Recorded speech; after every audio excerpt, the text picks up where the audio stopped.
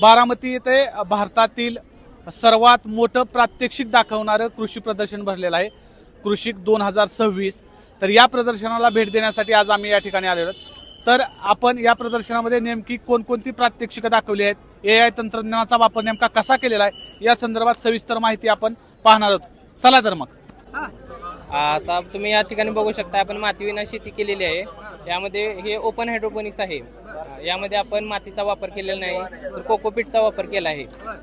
यामध्ये वेगवेगळे क्रॉप लावलेले आहेत आपण. यामध्ये इडेबल फ्लावर्स आहेत, त्यानंतर पार्सले आहे, त्यानंतर सोरेल, ह्या एक्झॉटिक व्हेजिटेबल्स आहेत. त्यानंतर स्ट्रॉबेरीची ही लागवड केलेली आहे आपण.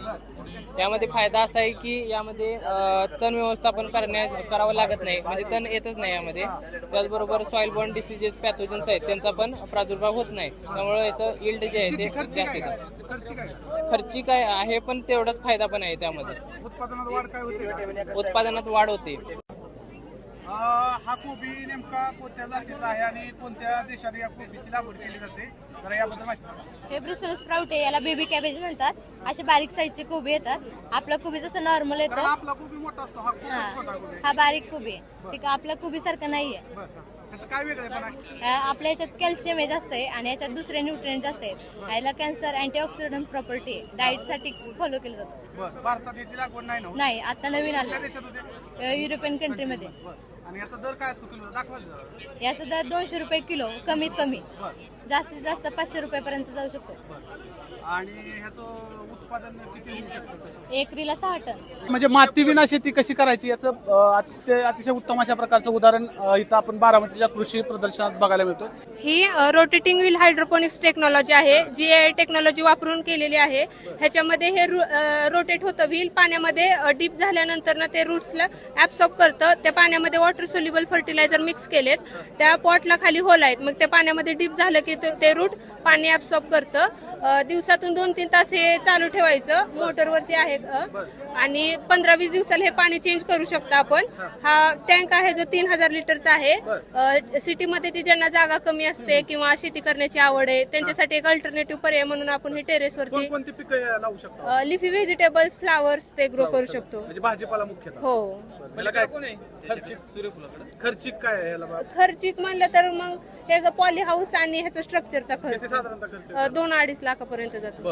2-2.5 लाख. आणि AI तंत्रज्ञानाचा वापर करून कांद्याचं उत्पादन या ठिकाणी घेतलं जात आहे. सर हा भीमाशक्ती व्हरायटीचा कांदा आहे सर. कुठलं? भीमाशक्ती. भीमाशक्ती व्हरायटीचा आहे. पलीकडे नेदरलँडच्या 2 व्हरायटी आहेत, ते रेडकोच आणि मालबेक F म्हणून आहे.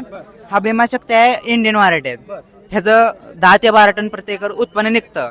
ही AI सॅटेलाइट थ्रू केलेलं कांदा आहे सर.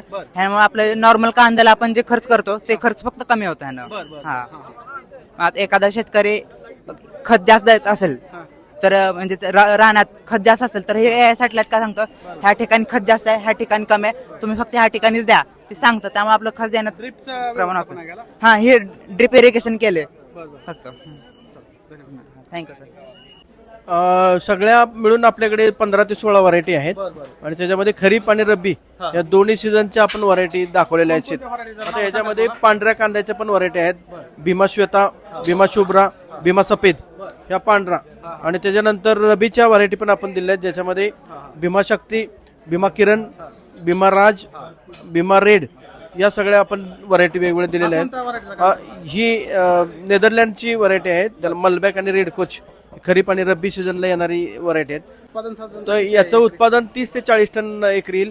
साधारणपणे 400 ते 500 ग्रामचा हा कांदा येतो. 500 ग्रॅम साधारणतः अर्धा किलोचा कांदा आहे. नेदरलँड येथील व्हरायटी आहेत आणि मलबॅक आणि रेडकोच ह्या 2 व्हरायटी याच्यामध्ये आहेत. तर या इथं AI तंत्रज्ञानाचा वापर करून केळीचं उत्पादन घेतलेलं आहे. तर माझ्यासोबत हे सर आहेत जे व्यवस्थापन करतायत, ते या केळीच्या उत्पादनाबद्दल सविस्तर माहिती देत आहेत. हा AI टेक्नॉलॉजीच्या पद्धतीने केळी डेव्हलप केलेली आहे. ह्या AI टेक्नॉलॉजीच्या माध्यमासाठी आपण सुरुवातीला ऊस पिकामध्ये हा प्रयोग सुरू केला होता. गेल्या 2 वर्षापासून आपण ऊस पिकामध्ये हा प्रयोग करत होतो. त्याच्यामध्ये आपल्याला साधारणतः 70% शेतकऱ्यांचं जवळजवळ आपल्याला 100 टनापेक्षा जास्त उत्पादन गेलेलं. त्याच्यानंतर नाही ऊसाचं, आणि त्याच्यानंतर आपण ह्याची सुरुवात केली केळी पिकामध्ये. आणि केळी पिकामध्ये सुरुवात करत असताना आपण आतापर्यंत जवळजवळ 200 पेक्षा जास्त शेतकऱ्यांच्या प्लॉटवर जवळजवळ 35 ते 40 टनाच्या आसपास पर एकर उत्पादन काढून दाखवलेलं आहे. आणि ह्याच्यामध्ये आपण AI टेक्नॉलॉजीच्या माध्यमातून पाणी नियोजन असेल, खत व्यवस्थापन असेल, किडोरोग नियंत्रण असेल, हवामान अंदाज असेल, ह्या सगळ्या गोष्टींची माहिती आपल्याला आपल्या मोबाईलवर मिळू शकते.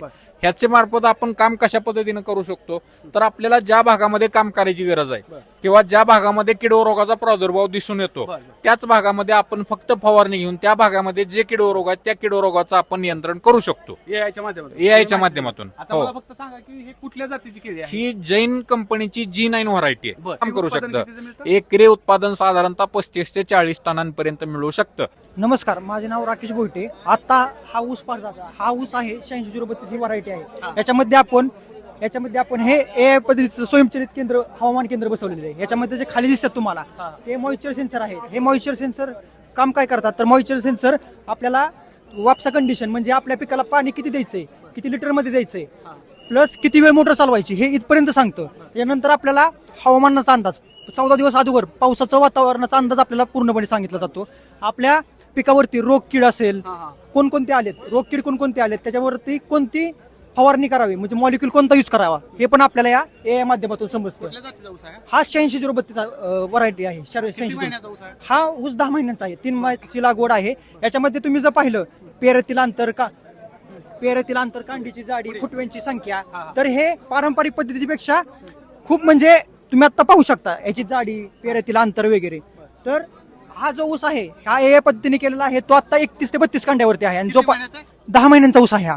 आणि तोच आपण पलीकडे जो पारंपरिक पद्धतीने केलेला आहे तो आता 21 ते 22 कांड्यावरती आहे.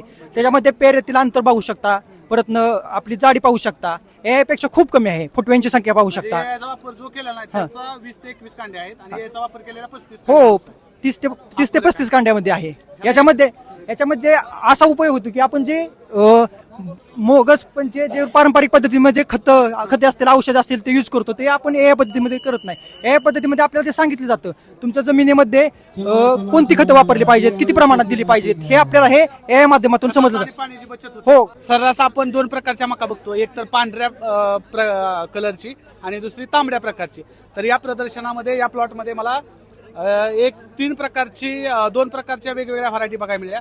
एकामध्ये 3 प्रकारचे कलर आहेत आणि एकामध्ये 5 प्रकारचे कलर.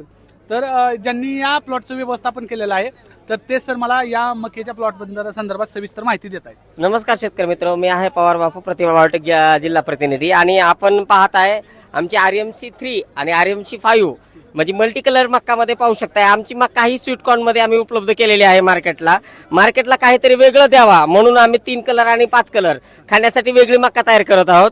आणि याचं 70 ते 75 दिवसात हार्वेस्टिंग म्हणजे लागवडीपासून मक्काला 70 ते 75 दिवसामध्ये आम्ही मार्केटला नेतोय. आणि याच्यामध्ये 5 कलर 5 प्रकारची म्हणजे 5 कलर जे आहेत 5 प्रकारच्या 5 वेगळ्या टेस्ट आहेत आणि 3 कलर मध्ये वेगळ्या 3 प्रकारचे 3 कलर प्रत्येक वेगळ्या कलरचा वेगळी टेस्ट आहे. तुम्ही खाऊन बघू शकता. डायजेशन साठी चांगली आहे आणि आपल्या शरीरासाठी सुद्धा चांगली आहे. आणि सगळ्यात महत्वाचं आहे गोड मक्का म्हणून विकल्या जाते आणि वाळवून जर केलं तर याचं पॉपकॉर्न सुद्धा केलं जातं. म्हणजे मार्केटला विकायला कणीस म्हणून विकू शकताय तुम्ही. आणि याच्या ड्रिप फर्टिगेशन मध्ये आम्ही दर 4 दिवसाला फर्टिगेशन केलेलं आहे. आणि सगळ्यात महत्वाचं प्रतिभा बायोटेकचं जे झुका, कोकोली, गामा जे ग्रेड आहेत हे त्याला वापरलेले आहेत. ONBA संकल्पनेमध्ये आम्ही याला डेव्हलप केलेला आहे म्हणजे ऑर्गॅनिक बेस मध्ये डेव्हलप केलेला आहे. आणि ह्याचं जर उत्पादन शेतकऱ्याला एखाद्या घ्यायचं असेल तर तो कशा पद्धतीने घेऊ शकतो तुमच्याकडे? तुम्ही याचं कणीस मार्केटला बाकी म्हणजे कणसापेक्षा हे महाग कणीस विकल्या जाईल. बाकीची स्वीटकॉर्न जे आपण करतो ते 10 ते 15 रुपये समजा कणीस विकतं. हे निश्चितच तुम्हाला 30 ते 40 रुपये पर कणीस विकल्या जाईल. एकरी 40 ते 45 हजार कलम बसते. 40 ते 45 हजार रुपये कणसानुसार तुम्ही मार्केटला विकू शकता. व्हरायटी कोणती आहे? याला RMC 3 म्हणतात आणि याला RMC 5 म्हणतात. ही प्रतिभा बायोटेकनं रिसर्च केलेली व्हरायटी आहे. अपकमिंग मध्ये आहे. जून मध्ये आम्ही मार्केटला विकायला देऊ.